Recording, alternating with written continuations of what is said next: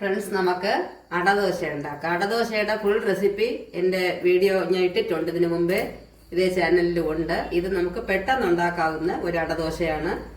കുറച്ച് സോഫ്റ്റ് ആയിട്ട്, കുറച്ച് ഏജ്ഡ് ആയിട്ടുള്ള ആൾക്കാർക്ക് കഴിക്കണം. കുറച്ച് സോഫ്റ്റ് ആയിട്ടുള്ള അടദോശ വേണം, മുറുകൽ ദോശ വേണ്ടാന്നുണ്ടെങ്കിൽ ഇങ്ങനെ. ഇത് ഇഡലിക്ക് അരച്ച മാവാണ്. ഇഡലിക്ക് അരച്ചത് ഉടനരച്ച മാവാണ്. ഇഡലി ആണെങ്കിൽ ഒരു 6-7 മണിക്കൂർ ഇരുന്ന് പൊങ്ങിയാൽ മാത്രമേ ഇഡലിയോ ദോശയോ നമുക്ക് ഉണ്ടാക്കാൻ പറ്റത്തുള്ളൂ. പക്ഷെ ഇത് അരച്ച ഉടനെ തന്നെ നമുക്ക് അടദോശ ഉണ്ടാക്കാം. ഇത് ഇഡലി മാവിൽ കുറച്ചെടുത്ത് വച്ചിരിക്കുകയാണ്. ഒരു 4-5 തവി മാവ്, ഒരു ചെറിയ കപ്പിന് 1 കപ്പ് തോരൻ പരിപ്പ്, നമ്മൾ സാമ്പാറിനൊക്കെ ഉപയോഗിക്കുന്ന പരിപ്പ്.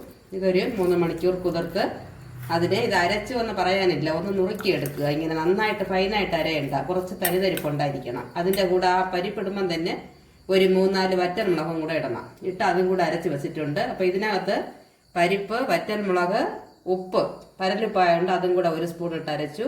ഒരു പച്ചമുളക് ഒരു മണത്തിന് അതും അരച്ചിട്ടുണ്ട്. അത് ഇതിൽ മിക്സ് ചെയ്യാം.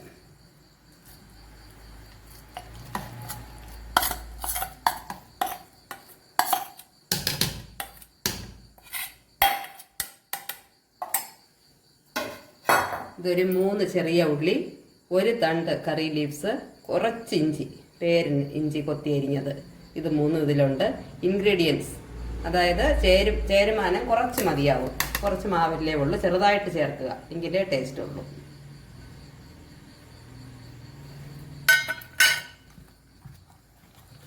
ഇത് പരിപ്പരച്ച വെള്ളമാണ്, അത് ഒഴിച്ചോളാം. ഇതിൻ്റെ കൂടി ഇത് 1 സ്പൂൺ എള്ള് കഴുകി വെച്ചിട്ടുണ്ട്, അതിടാം. കായം,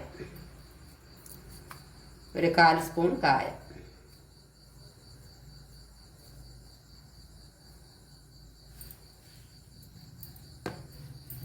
ഇനി ഇത് നോക്കിയിട്ട് ഇതിലൊരു 4 വറ്റൽമുളക് ചേർത്തിട്ടുണ്ട്. വേണമെങ്കിൽ നമുക്ക് കുറച്ചുകൂടി മുളക് പൊടി ചേർക്കാം, ഒരു 1/4 സ്പൂൺ.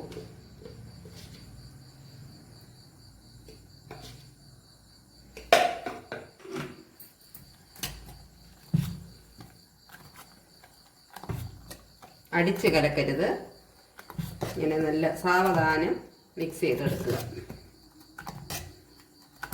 വെള്ളം കുറച്ച് കുറവാണ്, കുറച്ചുകൂടെ ഒഴിക്കാം.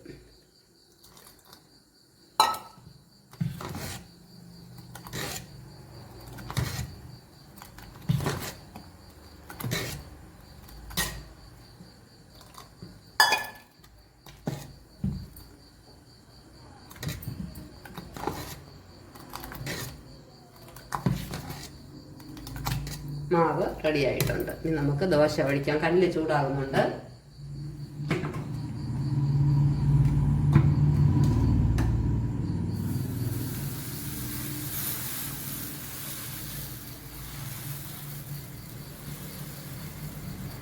എപ്പോഴും ശ്രദ്ധിക്കുക, ഈ എഡ്ജ് തീരെ പരത്തരുത്, കുറച്ച് കനം വേണം ഈ എഡ്ജസ് ഇങ്ങനെ.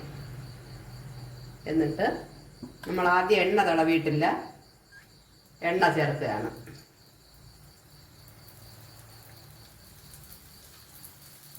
നല്ല എണ്ണ. നെയ്യ് ഇഷ്ടമുള്ളവർ നെയ്യ് ചേർത്തോളാം, നെയ്യിൻ്റെ മണം ഇഷ്ടമാണെങ്കിൽ. തിരിയരപ്പ് കൂട്ടി വയ്ക്കാം.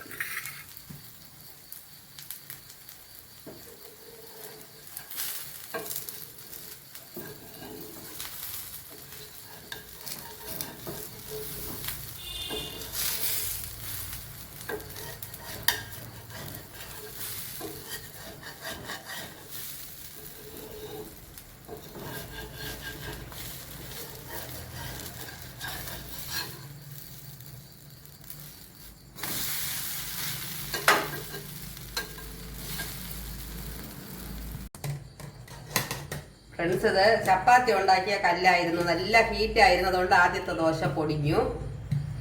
അടുത്തത് നമുക്ക് ഒഴിക്കാം.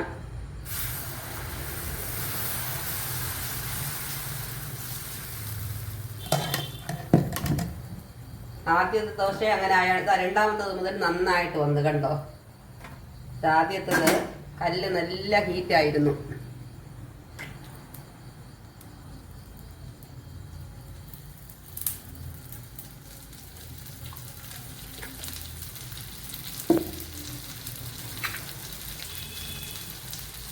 എണ്ണ കൂടിപ്പോയോ?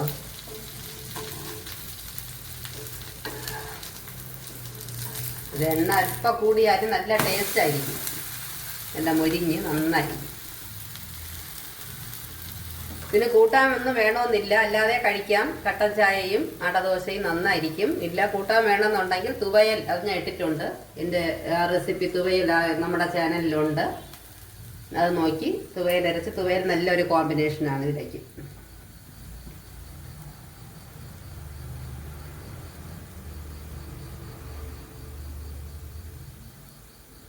വളരെ എളുപ്പമാണ് ഉണ്ടാക്കാനായിട്ട്, നല്ല അടിപൊളി ടേസ്റ്റുമാണ്.